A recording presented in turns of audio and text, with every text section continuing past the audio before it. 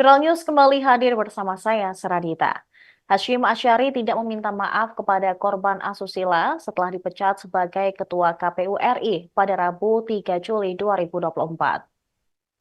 Korban merupakan panitia pemilihan luar negeri atau PPLN di Den Haag, Belanda berinisial CAT.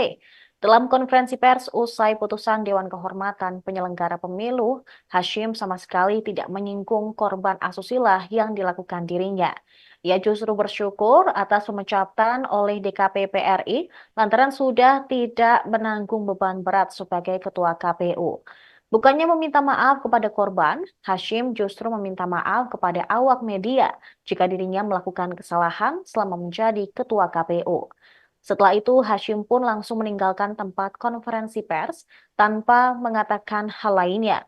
Diketahui DKPP resmi memecat Hashim Asyari sebagai ketua KPU lewat sidang etik pada hari Rabu. Hashim terbukti melakukan tindak asusila kepada CAT, bahkan memaksa korban berhubungan badan hingga dijanjikan untuk dinikahi. Akibatnya CAT pun terpaksa melakukan hubungan beberapa kali dengan Hashim.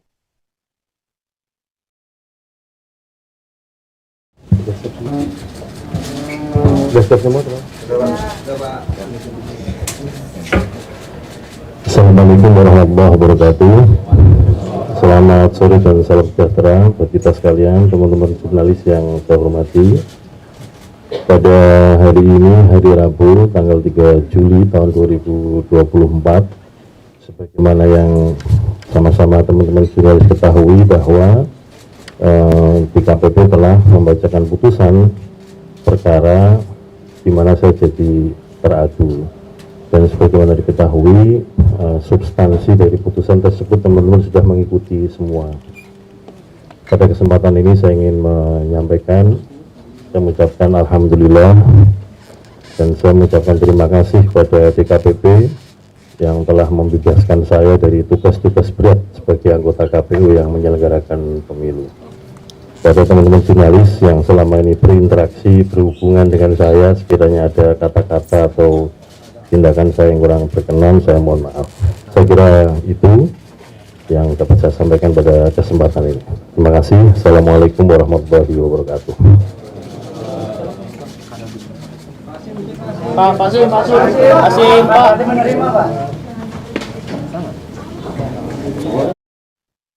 Anggota PPLN di Den Haag, Belanda berinisial CAT mengaku nekat melaporkan Hashim Asyari terkait kasus asusila. Dalam konferensi pers pada hari Rabu, CAT ingin menegakkan keadilan.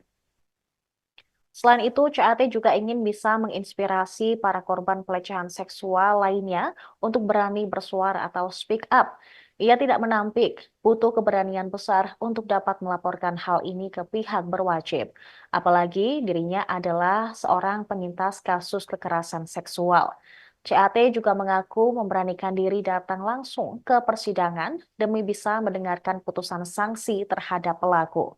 CAT mengakui tidak mudah untuk mengumpulkan keberanian untuk melaporkan dan mengikuti seluruh rangkaian proses hukum. Ia bersyukur bisa mengumpulkan keberaniannya hingga akhirnya mendapatkan putusan yang menurutnya adil sebagai korban tindak asusila. Berdasarkan fakta-fakta di persidangan, terungkap bahwa Hashim Asyari merayu dan memaksa CAT untuk berhubungan badan di hotel tempatnya menginap di Belanda pada 3 Oktober 2023. DKPP menyatakan Hashim Asyari melanggar kode etik. Dalam putusannya, DKPP juga meminta Presiden Jokowi untuk melaksanakan putusan DKPP paling lambat 7 hari sejak putusan dibacakan. Di sini saya mengucapkan apresiasi yang setinggi-tingginya kepada DKPP yang sudah berani mengambil keputusan yang seadil-adilnya untuk kasus saya ini. Dan juga terima kasih juga untuk teman saya Risto dan juga rekan-rekan LKBH FHUI yang sudah mendampingi saya selama persidangan ini. Dan juga ya, hal ini sangatlah tidak mudah untuk saya.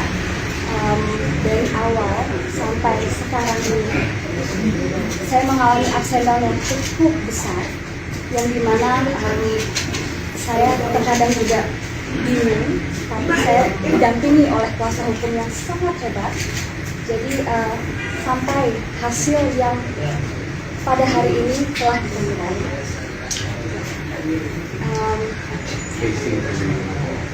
Oh ya, di sini saya datang dari Belanda untuk menghadiri langsung persidangan ini karena saya sendiri ingin melihat bagaimana keadilan di Indonesia ditegakkan. Dan sekarang adalah buktinya di mana semua keadilan itu ditegakkan oleh DKPP. Dan juga saya ingin memberikan inspirasi kepada semua korban, mau kasus apapun itu, untuk dapat berani, utamanya perempuan, untuk mengajukan atau memperjuangkan keadilan. Direktur Demokrasi and Electoral Empowerment Partnership atau DEP Indonesia, Neni Nurhayati, mendorong korban asusila oleh Hashim Asyari untuk meneruskan kasus ke pihak kepolisian. Tujuannya agar kasus asusila tersebut bisa diusut sampai tuntas dan Hashim Asyari mendapatkan sanksi pidana. Menurutnya, kasus asusila yang dilakukan Hashim telah merugikan korban selaku perempuan.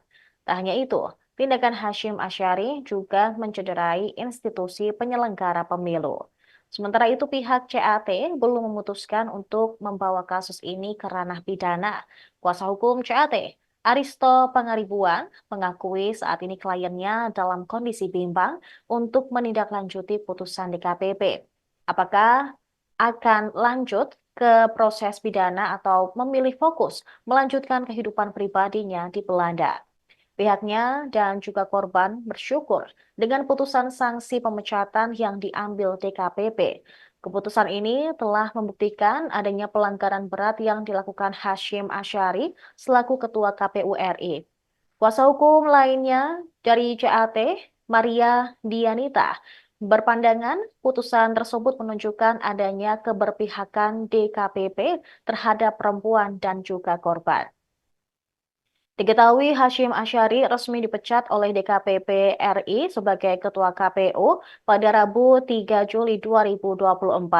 Dia terbukti melanggar kode etik dan melakukan tindak asusila terhadap anggota PPLN Den Haag Belanda berinisial CAT. Dalam fakta-fakta persidangan diketahui bahwa Hashim Asyari beberapa kali melancarkan rayuan, bahkan memaksa korban untuk berhubungan badan ketika berada atau bertugas di Belanda. Selain itu, dia juga menjanjikan akan menikahi korban dan mengaku masih dalam proses perceraian dengan pasangannya sah atau istrinya sah saat ini. Selain sebenarnya sedih juga, ternyata begini ya kekuasaan, utamanya kekuasaan di lembaga pemilihan umum ini dikelola. Kan tadi teman-teman membaca sendiri ya bagaimana ada metodologis menggunakan kekuasaan itu untuk nafsu pribadinya. Jadi antara puas dan sedih. Maria mungkin mau nambahkan atau Puspa? Kalau dari saya mengapresiasi ya DKPP di sini menggunakan perspektif gender, perspektif perempuan dalam mengadili perkara ini. Meskipun bicara kode etik itu tidak dijelaskan lebih lanjut, tapi di sini terlihat sekali kalau DKPP memang mempertimbangkan baik-baik posisi perempuan di sini sebagai korban. Kalau dilihat kan pasalnya banyak sekali tadi. Ya, yang dilanggar pasalnya banyak sekali. Saya lihat cukup progresif. Bahkan itu ada beberapa pasal yang kita sebenarnya tidak cantumkan ya. Ada pasal beberapa yang kita tidak cantumkan, tapi dicantumkan oleh DKPP. Demikian teman-teman. Bang, dengan putusan ini apakah akan dilaporkan ke pidana? One step closer. Gini persoalannya ya. Ini kan exhausting ya sebenarnya, emotionally draining untuk lapor ya. Sedangkan Demikian informasi dalam Viral News kali ini. Kami akan terus mengupdate informasi lainnya untuk Anda selengkapnya di Tribun News. Download Tribun X sekarang, menghadirkan lokal menjadi Indonesia.